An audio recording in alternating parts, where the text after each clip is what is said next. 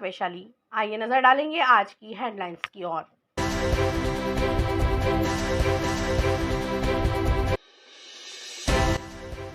जिले को FM radio की मिली सौगात। कलेक्टर ने छात्रावास अधीक्षकों की ली बैठक, दिए निर्देश। शिक्षकों को यातायात सुबेदार में दिया प्रशिक्षण। और परामर्शदात्री समिति की बैठक में सिविल सर्जन के शामिल नहीं होने पर कर्मचारियों ने जताया विरोध। और अब खबरों को देखेंगे विस्तार के साथ। बुरहानपुर जिले को सांसद ज्ञानेश्वर पाटिल के प्रयास से एफएम रेडियो की सौगात मिली है। प्रधानमंत्री नरेंद्र मोदी ने देश के 91 एफएम रेडियो स्टेशनों का वर्चुअल लोकार्पण किया, जिसमें बुरहानपुर जिले को भी शामिल किया गया है। बुरहानपुर के जयस्तंभ स्थित दूरदर्शन टावर कार्यालय में कार्यक्रम आयोजित कर सीधा प्रसारण देखा गया। प्रधानमंत्री नरेंद्र मोदी ने कार्यक्रम को संबोधित किया।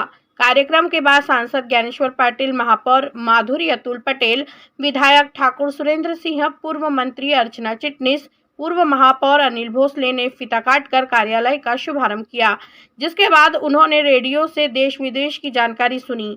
सांसद ज्ञानेश्वर पाटिल ने जानकारी देते हुए बताया कि अक्टूबर 2022 में दूरदर्शन केंद्र को बंद कर दिया था, जिसको लेकर सांसद ज्ञानेश्वर पाटिल ने केंद्रीय मंत्री को पत्र लिखकर एफएम रेडियो केंद्र संचालित करने की मांग की थी।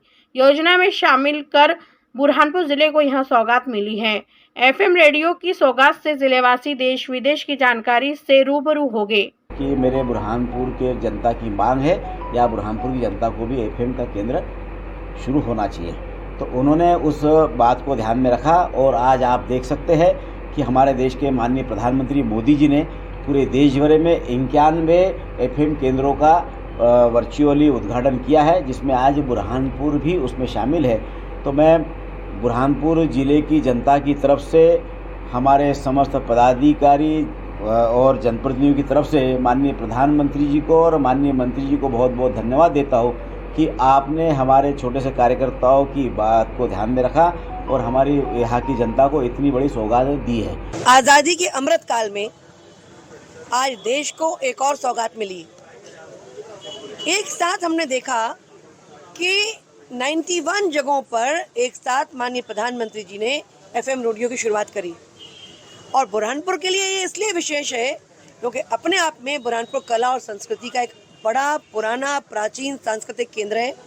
यहाँ के नौजवानों के लिए, महिलाओं के लिए, कलाकारों के लिए, सबके लिए एक प्रकार से ये एक अच्छे मनोरंजन के साथ साथ प्रधानमंत्री जी के शब्दों में कहें तो इमोशनल कनेक्ट और इंटेलेक्चुअल कनेक्ट का एक बड़ा साधन होगा। बहुत बहुत सारी बधाई और माननीय प्रधानमंत्री जी को कोटि कोटि धन्यवाद।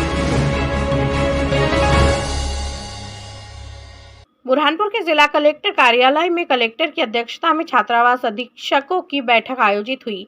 बैठक में कलेक्टर भव्या मित्तल ने छात्रावासों के बारे में अधीक्षकों से जानकारी ली और सत्र शुरू होने से पहले विद्यार्थियों को छात्रावास में एडमिशन दिए जाए, इसके निर्देश दिए। गौरतलब है कि छात्रावास की समस्याओं को देखते हुए कलेक्टर ने आज अधीक्षकों की बैठक लेकर जानकारी ली और सभी को निर्देश करते हुए कहा कि सभी सीमा में सभी छात्रावास में विद्यार्थियों को समय से एडमिशन मिले ताकि उन्हें स्कूलों में भी एडमिशन मिल जाए और किसी प्रकार की परेशानी का सामना नहीं करना पड़े। पिछले सत्र में छात्रावासों में विद्यार्थियों को एडमिशन नहीं दिए गए थे, ऐसे छात्रावासों में भी अब विद्यार्थियों को एडमिशन दिया जाए, जिसको लेकर कलेक्टर ने तैयारी करने के अफसरों को निर्देश दिए। बुरहानपुर के कलेक्टर मार्ग पर नवीन यातायात थाने में यातायात सुबेदार ने शिक्षकों को यातायात के नियमों का पाठ पढ़ाया। प्रशिक्षण प्राप्त करने के लिए शिक्षक स्कूलों में विद्यार्थी को यातायात के नियमों की जानकारी देंगे। यातायात सुबेदार हेमंत पाटीदार ने जानकारी देते हुए बताया कि शासन से मिले निर्देश के बाद शिक्षकों की सूची प्राप्त होने पर शिक्षकों को यातायात थाने में नियमों के प्रति प्रशिक्षण दिया जा रहा है। प्रशिक्षण प्राप्त करने के लिए शिक्षक स्कूलों में शिक्षा के साथ यातायात की भी विद्यार्थियों को जानकारी देंगे। गौरतलब है कि जिले में हो रही दुर्घटनाओं को रोकने के लिए स्कूली विद्यार्थियों को स्कूल में शिक्षा के साथ यातायात का पाठ पढ़ाया जाएगा। ताकि वाहन चलाते समय विद्यार्थी भी यातायात के नियमों का पालन करें, जिससे हादसों में भी कमी आएगी। देखिए, एक आदेश जारी हुआ है श्रीमान कलेक्टर महोदय के द्वारा।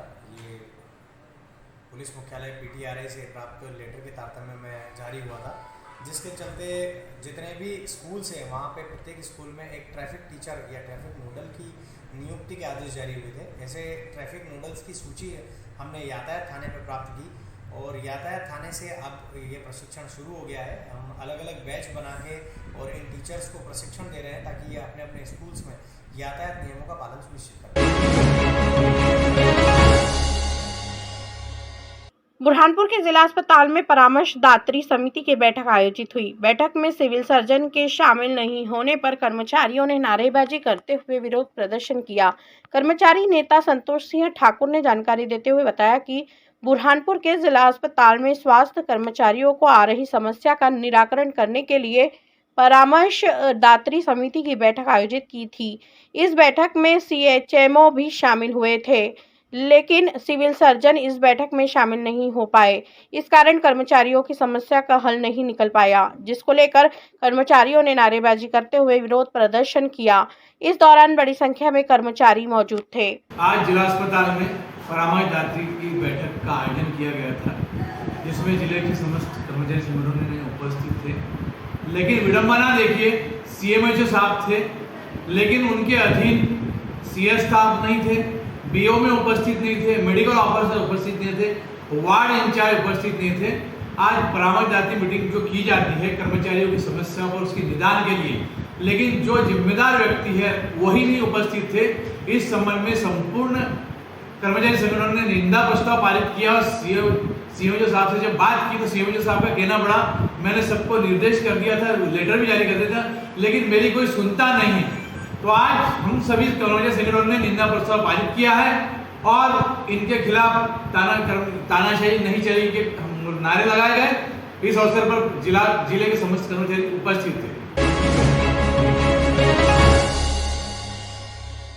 बुरहानपुर के जिला अस्पताल में एनेस्थीसिया का डॉक्टर नहीं होने के कारण मरीजों के ऑपरेशन नहीं हो पा रहे हैं, जिस कारण मरीजों को महानगरों के अस्पताल में पहुंचकर उपचार करवाना पड़ रहा है। जिसको लेकर एक दिवसीय दौरे पर बुरहानपुर पहुंचे सांसद ज्ञानेश्वर पाटिल से बात की तो उन्होंने कहा, कलेक्टर से चर्चा कर जानकारी लेंगे और यदि डॉक्टर की कमी है तो उसके लिए सरकार को पत्र लिखकर डॉक्टर की मांग करेंगे। गौरतलब है कि बुरहानपुर के जिला अस्पताल में पिछले 4 महीने से डॉक्टर नहीं होने के कारण गंभीर बीमारियों के ऑपरेशन नहीं हो पा रहे हैं, जिस कारण मरीजों को महानगरों के अस्पताल में पहुंचकर उपचार करवाना पड़ रहा है। लेकिन जिम्मेदार अफसर इस और कोई ध्यान नहीं दे रहे हैं, जिसका खामियाजा मरीजों को भुगतना पड़ रहा है। 14 अक्टूबर में इसकी शुरुआत की थी और उसका 100वां एपिसोड जो है 30 तारीख को होने जा रहा है।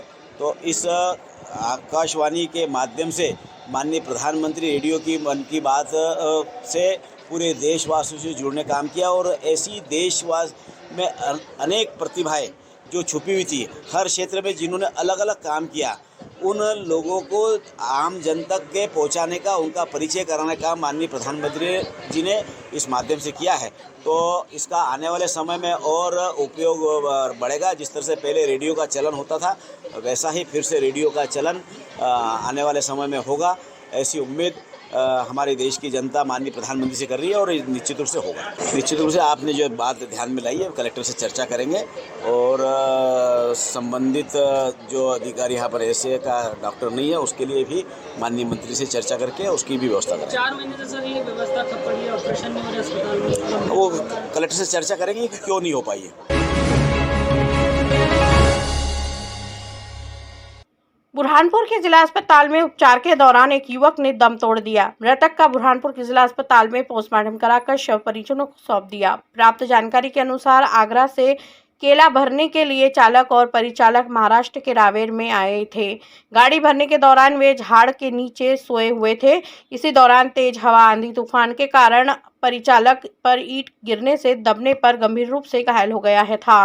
मौजूद लोगों ने लहूलुहान हालत में घायल को निजी अस्पताल में पहुंचाया, जहां पर मृतक पुरुषोत्तम ने उपचार के दौरान अस्पताल में दम तोड़ दिया। मृतक का अस्पताल में पोस्टमार्टम कराकर शव परिजनों को सौंप दिया।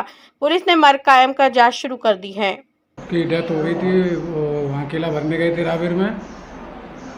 तो रावेर में किला में आंधी तूफान की वजह से पानी आया था, उसके ऊपर ईंट वगैरह कुछ गिरा था, उसकी वजह से उसकी डेथ हो गई थी अस्पताल में आते आते अस्पताल में।